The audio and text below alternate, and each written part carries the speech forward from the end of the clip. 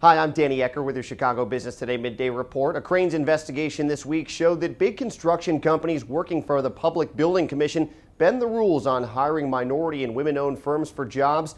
Dozens of interviews with subcontractors and reviews of agency records show the big firms rely on so-called shell minority-owned companies to qualify for PBC funding, even though those companies don't actually do the work.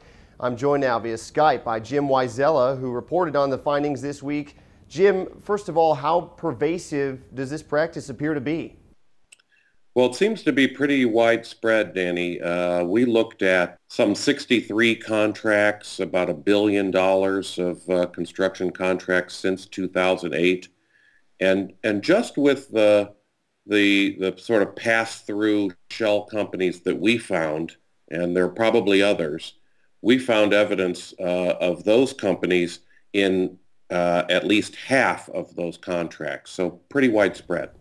Right, now you write in the article about the role the Public Building Commission plays in this, including that some of the due diligence is passed through to the city. From what you can tell, is this simply a way things are done, or is this a practice to which the PBC is oblivious?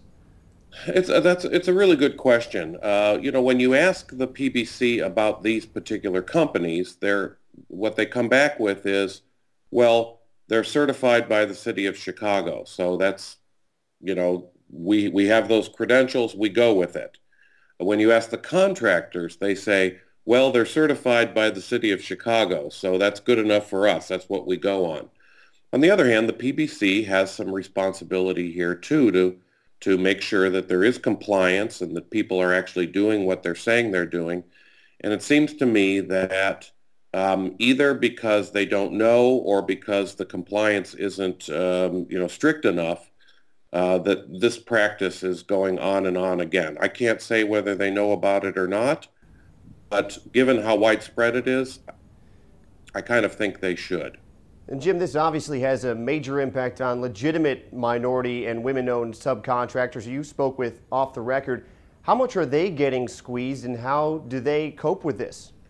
Yeah, that's a big part of the story, I think. And I did talk to a lot of legitimate minority and women-owned businesses, some on the record, some off.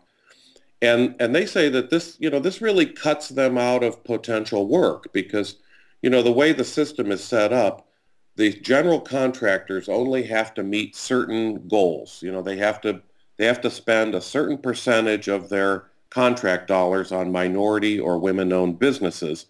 And they do kind of the minimum required. But if you're, loading up a quarter of those dollars or half of those dollars with these kind of pass-through companies, they say this system kind of shuts them out from, possibly, quite a bit of work. All right, Jim, and with all your reporting here, what indication, if any, do we have that things will change on this front anytime soon?